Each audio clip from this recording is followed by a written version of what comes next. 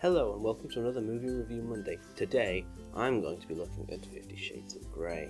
For those of you that don't know, 50 Shades of Grey is based on the book, which is about a woman who falls in love with this guy who's also into loads of kinky rope and BDSM stuff, and it's really... I'm going to dive in. There's no story, there's no plot. There is plot, but there's no actual plot points. I know what you're thinking. Oh, he's a man, he doesn't like love stories, he doesn't get it. Guess again. The actors in this do nothing to endear themselves.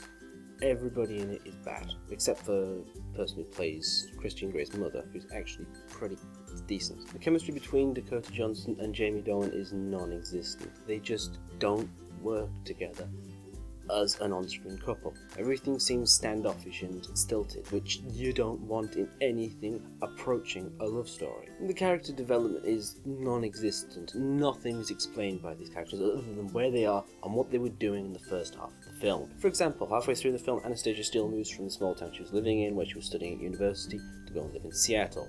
Right? Fair enough. She lived in a big apartment. How is she affording that apartment? Does she have a job because she's supposed to be spending Fridays, Saturdays and Sundays at Christian Grey's house? This film has little to no redeeming features. There is one scene which made me laugh. That's it.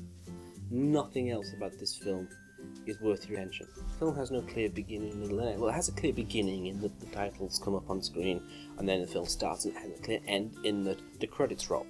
Beyond that, nothing. Even the ending doesn't make sense. The ending feels like it was kind of forced, which doesn't make sense. So I went to check on Wikipedia to look at the plot of the book, and nope. The thing is, I can't tell you not to go and see this movie, because if you were going to go and see it, you already are, and nothing I say will dissuade. But I will say to anybody who's on the fence, don't. Just don't. It's not even worth it for the funny factor. There is no funny factor, really. This will come to Netflix, it will be on there, you'll get drunk and you will watch it and you will hate yourself for it, even while you're drunk. The part is, it's so unbelievably tame. If it wanted to push boundaries, if it wanted to do something a bit out there, then I'd be absolutely a-okay with that. But it doesn't. It's so tame, it's so average. And there are also huge issues of the idea of subservience being played throughout the film. At the opening scene, it cuts between him and her. People part ways for him. People do backflips for him if he wanted them to. She finds it hard to work her way through a crowd. Awful metaphors for male to female relationships. This film portrays people who are into BDSM as